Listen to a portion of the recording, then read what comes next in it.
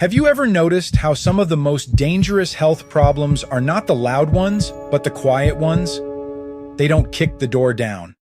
They don't announce themselves with dramatic pain and flashing warning lights. They whisper. And high blood pressure may be one of the clearest examples of that, because here's the unsettling part. A person can have high blood pressure for years and feel absolutely normal, completely normal. Go to work, drive home, make dinner, laugh at a joke, sleep through the night, and all the while, inside the body, that extra pressure is slowly wearing down the lining of the arteries, asking the heart to pump harder, straining the kidneys, the brain, the eyes, all of it. If you enjoyed this video, please subscribe to Thrive After 60 and become part of our growing community dedicated to healthier, happier living after 60. Don't forget to hit the bell icon so you never miss our latest health tips, wellness advice, and practical lifestyle videos. If you found this information helpful, please like this video, leave a comment below to share your thoughts or experiences, and share it with your family and friends. Your support helps us reach more seniors with trusted, easy-to-understand health information that can make a real difference in everyday life. Thank you for watching and being part of Thrive After 60. And yet, sometimes the body does speak. Not always, not reliably enough to diagnose anything on your own, but sometimes it gives little signals that people brush off because they seem too ordinary to matter. A headache, a little dizziness, vision that feels just slightly off. A nosebleed that seems random, the kind of thing most people explain away in 10 seconds and forget by lunch. What I want to do in this video is make those signals harder to ignore. Not by frightening you and not by pretending every symptom means you have high blood pressure, because that would be careless and inaccurate.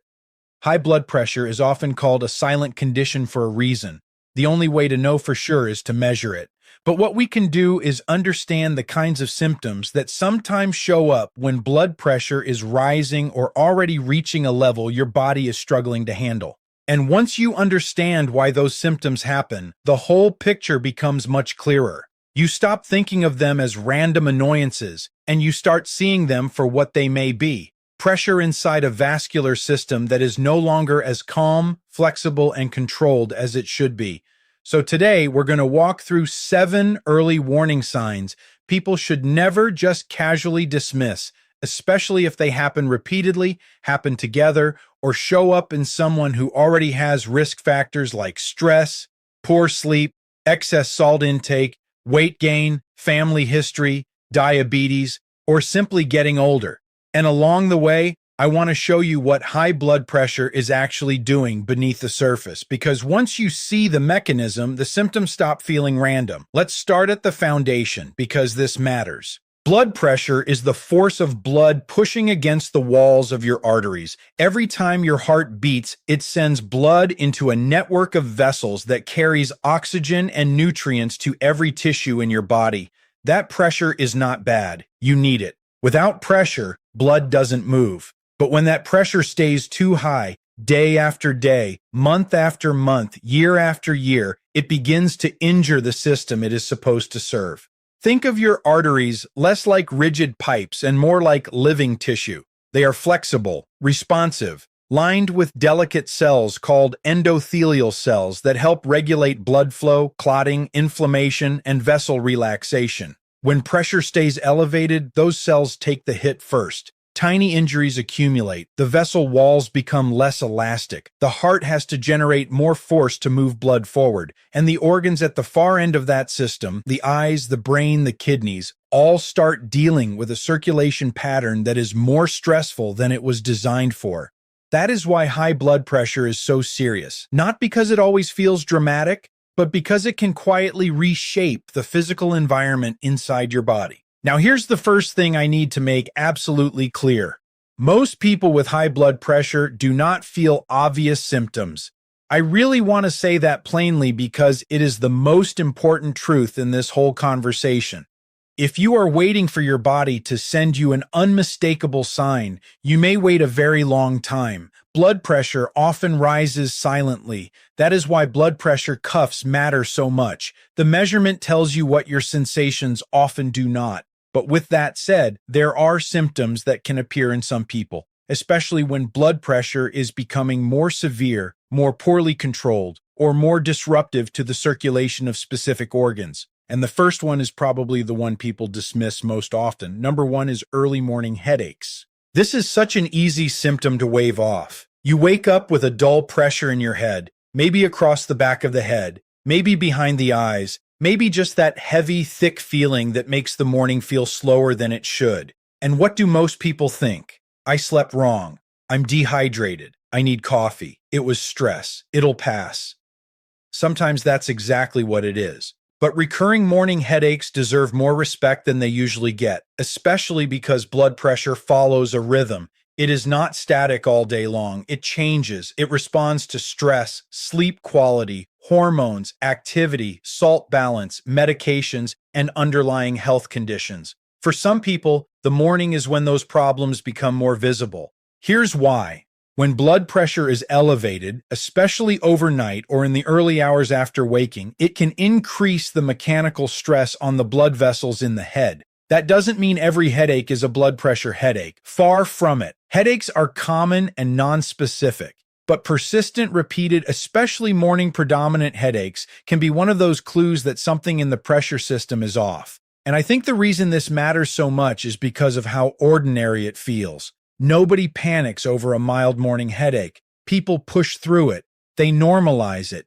They build routines around feeling unwell before noon. They think this is just adulthood. But if your mornings are repeatedly starting with that heavy, pressurized feeling, especially alongside other symptoms, that is the kind of pattern worth taking seriously. Now, what makes this more important is that the headache itself is not really the story. The story is what it may represent. A vascular system under strain, a body that is not resetting well overnight, a circulation pattern that is waking up already overloaded. That is a very different way of thinking about a symptom most people treat like background noise. And that brings me to symptom number 2, which is blurred vision or any noticeable change in vision. I want you to think for a moment about how delicate the eyes are. The retina at the back of the eye is full of tiny blood vessels. Tiny, extremely fine, extremely sensitive vessels that depend on stable blood flow. When blood pressure stays too high for too long, those vessels can narrow, stiffen, leak, or become damaged. That is one reason uncontrolled hypertension can affect vision. But what makes this symptom tricky is that it doesn't always arrive as some dramatic blackout. Sometimes it is subtle. Things look a little less sharp. You blink more. You feel like your eyes are tired for no reason. Lights feel harsher. Reading feels a little more annoying. You stand up and your visual field seems to lag behind you for a second. Or you notice brief spells of blur and tell yourself you just need better sleep. Again, sometimes you do need better sleep. Sometimes it is eye strain. Sometimes it is screen time. But vision changes are not something to play games with because your eyes are not isolated from the rest of your circulation. They are part of it. They are, in a way, one of the rare places where the condition of small blood vessels can start showing itself in a form you can actually perceive. There is something almost unfair about how easy this is to ignore. If your knee hurts, you pay attention. If your stomach hurts, you pay attention. But if your vision is just a little off, you adjust, you squint, you move the screen closer, you blame fatigue. That tendency to adapt is exactly why this symptom can linger longer than it should. And if the blur is sudden, significant, or accompanied by other symptoms like headache, chest discomfort, weakness, confusion, or trouble speaking, the conversation changes immediately. Because then you are no longer talking about a mild nuisance. You are talking about a possible urgent event involving blood pressure and circulation that needs prompt medical attention. Now let's move to number 3, and this one catches people off guard because they often don't connect it to blood pressure at all. Shortness of breath. Most people hear shortness of breath and think lungs, maybe asthma, maybe being out of shape, maybe anxiety, maybe bad sleep. Very few people immediately think this could have something to do with the pressure inside my arteries, but it can. When blood pressure stays high, the heart has to pump against greater resistance. Imagine trying to push open a door that has gotten heavier over time. The job is the same, but the effort required keeps increasing. Over time, the heart muscle can thicken as it works harder to overcome that resistance. At first, that may sound like strength, but biologically, it is stress adaptation. And eventually, a heart working against constant pressure can become less efficient. Now think about what that means in real life. You climb stairs and get winded earlier than usual. You carry groceries and feel your breathing turn shallow faster than it used to. You lie down and notice you're more aware of your breathing. You don't feel dramatically ill. You just feel like your body has less reserve than it had a few months ago. That kind of gradual change is exactly the kind of thing people rationalize. They say, I'm just tired. I haven't been exercising. I've been stressed. And sometimes that explanation is correct. But a decline in exercise tolerance, especially if it is new, unexplained, or paired with chest pressure, palpitations, or swelling, deserves a closer look. Because shortness of breath is one of those symptoms that tells you the system may not be handling demand properly anymore. Blood pressure is not just a number sitting on a screen. It is work, it is load, it is resistance. And when that resistance stays elevated, the heart and the circulation have to compensate. Now, I want to stay with that idea of compensation because it leads directly into symptom number 4, which is chest pain or chest pressure. This is one of the most important symptoms in the entire video, and I want to be careful with it. Chest discomfort does not automatically mean high blood pressure. It can have many causes, some minor, some serious, some urgently serious. But when blood pressure becomes very high, the strain on the heart and blood vessels can absolutely become part of that picture. Your heart muscle needs oxygen every second of the day. It receives that oxygen through the coronary arteries. If the heart is being forced to pump harder because pressure in the system is high, its oxygen demand increases. At the same time, if the vessels are already narrowed or damaged, that demand may not be met efficiently. And what can you feel when supply and demand stop matching well? Pressure, tightness, discomfort, sometimes pain. What makes this dangerous is how creative people become when explaining chest symptoms away. Indigestion, poor posture, anxiety, a bad night's sleep, too much coffee, and again, sometimes it is one of those things, but chest discomfort is not the place for casual guessing, especially if it happens with shortness of breath, sweating, nausea, pain spreading into the arm, jaw, back, or neck, or a sense that something is very wrong. One of the strangest things about the body is that serious symptoms don't always feel cinematic. Sometimes they feel vague. Sometimes the warning sign is not dramatic pain, but pressure you can't quite describe, a squeezing sensation, a heavy sensation, a discomfort that comes and goes, which people assume makes it harmless. It does not. And if you already know you have high blood pressure, or you are someone who has not checked it in years, chest symptoms should move you out of the habit of waiting and seeing, because by the time blood pressure is high enough to create obvious strain-related symptoms, the body is usually not at the beginning of the problem. It is further along than most people realize. Now, number 5 is one a lot of people have heard about, but usually in a very confused way: nosebleeds.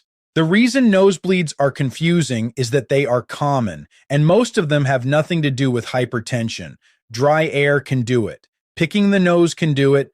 Allergies can do it. A cold can do it. A minor injury can do it. So if a person has one random nosebleed, nobody should leap to the conclusion that they have high blood pressure. But repeated nosebleeds, unusual nosebleeds, or nosebleeds showing up alongside headaches, dizziness, or known elevated readings deserve attention. And here's why. The inside of the nose contains a dense network of tiny, fragile blood vessels near the surface. They are easy to irritate. When blood pressure is very high, those fragile vessels may be more likely to bleed, especially if they are already dry or inflamed. It's not that high blood pressure is the only cause, it's that high pressure can be part of the reason those vessels are reaching a breaking point more easily. This is a perfect example of how real symptoms get dismissed because they are not specific. People want a symptom to behave like a signature. They want it to point to exactly one thing, but the body does not work that neatly. Many symptoms are shared by many conditions. What matters is the pattern. Frequency, context, combination, a nosebleed in winter after dry indoor heating. Probably not the end of a medical mystery. But nosebleeds that are new for you, more frequent than usual, or happening in a person whose blood pressure is already known to be high, that is a different conversation. And it becomes an even more important conversation if the bleeding shows up with pressure-type headaches or visual changes, because now multiple pieces of the same puzzle are appearing at once. Now, symptom number 6 is dizziness, lightheadedness, or that strange feeling that the world is briefly not as steady as it should be. This one is so easy to dismiss, it almost disappears into daily life. You stand up too quickly, you feel a little off balance. You turn your head, you feel a floaty sensation. You walk into a room and feel just slightly disconnected for a second. Most people instantly blame fatigue, hunger, dehydration, anxiety, or getting older. And to be fair, dizziness is one of the least specific symptoms in medicine. It can come from the inner ear, hydration status, blood sugar, medications, anxiety, infections, vision problems, and many other things. But when blood pressure is very high, it can also be part of the picture. Not because dizziness points cleanly to hypertension, but because circulation disturbances can affect how the brain is being perfused and how the body is handling positional changes and vascular stress. I think what makes dizziness dangerous is not just the symptom itself, but the psychology around it. People hate inconvenient symptoms more than alarming ones. If a symptom is dramatic, they react. If a symptom is irritating and brief, they adapt. They keep driving. They keep walking. They keep working. They keep ignoring. But if you are having repeated, unexplained dizziness, especially with headache, vision changes, chest symptoms, or known high blood pressure, that is not the time to normalize it. That is the time to ask a very simple, very useful question. What is my blood pressure actually doing? Because again, and I know I'm repeating this, but I want it to stick, the most dangerous thing about high blood pressure is not that it always creates symptoms. It is that it often creates too few symptoms for the amount of damage it can do. So when symptoms do show up, especially multiple symptoms, paying attention matters. Now let's talk about symptom number 7, and this is the pounding, racing, or irregular heartbeat that some people notice before they take the issue seriously.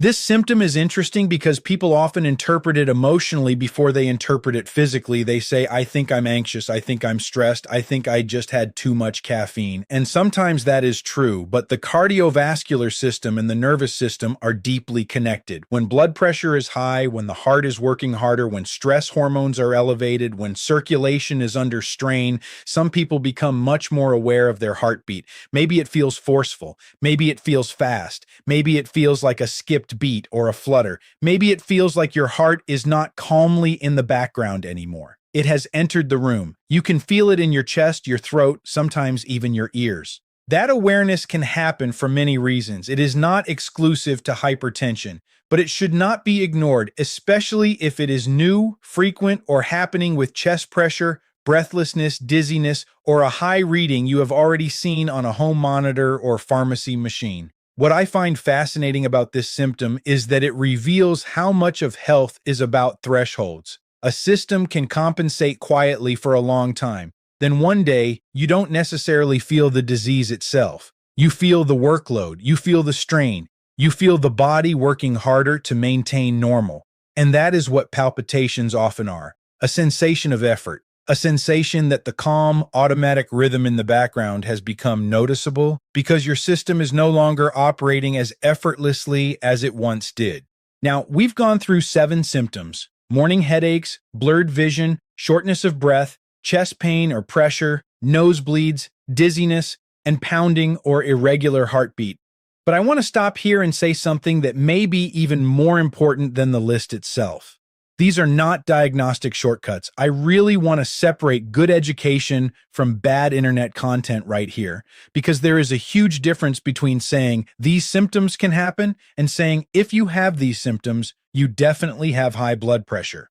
That second statement would be misleading. Many of these symptoms are nonspecific. They overlap with dozens of other possibilities. Some are minor, some are serious, some have nothing to do with blood pressure. Which means the point of this video is not self-diagnosis. The point is pattern recognition and respect. Respect for repeated symptoms. Respect for clusters of symptoms. Respect for symptoms appearing in someone with risk factors. Respect for symptoms appearing with very high readings. And most of all, respect for the fact that blood pressure is often silent until it isn't. Because here is the biggest mistake people make. They assume that if a condition can be dangerous, it must feel dangerous early. But biology is under no obligation to warn you proportionally. Arteries can be taking damage while you feel fine. The heart can be working harder while you tell yourself you're just tired. The kidneys can be under strain while you notice nothing at all. The eyes can be showing tiny vascular changes long before anyone feels afraid. That is why blood pressure screening matters so much. Not because the cuff is dramatic, quite the opposite. Because it is quiet, quick, ordinary, and incredibly revealing. And I think there is something almost profound about that. One of the most important health measurements in the world is also one of the simplest. A cuff around the arm, a few seconds of pressure, 2 numbers. That's it. And yet those 2 numbers can tell you whether your heart is pushing against a calm system or fighting resistance every hour of every day. So what should you actually take away from all of this? First, do not wait for symptoms to give you permission to care about blood pressure. That is the wrong model. If you're an adult and you haven't had your blood pressure checked in a long time, that alone is a good enough reason to check it. No symptoms required. Second, if you are having symptoms like the ones we discussed, especially repeatedly, especially in combination, or especially with known risk factors, take them seriously enough to get your blood pressure measured rather than guessed about, not panicked over, measured. Third, if the symptoms are severe, sudden, or neurological, things like chest pain that does not feel normal, sudden weakness, trouble speaking, major shortness of breath, confusion, or sudden vision changes, that moves out of the category of casual watchfulness entirely. At that point, you're not just wondering about hypertension as a long-term issue. You're wondering whether something urgent is happening right now. And finally, remember that high blood pressure is common precisely because it grows inside the patterns people think are normal. Too much sodium, too little sleep, too little movement, chronic stress, weight gain that happens slowly, more alcohol than the body handles well, sleep apnea that goes untreated, family history no one paid attention to, days built in a way that makes pressure rise quietly, then stay there. It doesn't usually arrive all at once. It accumulates. That is why the early symptoms, when they do appear, matter. Not because they are perfect clues, but because they interrupt the illusion that nothing is happening.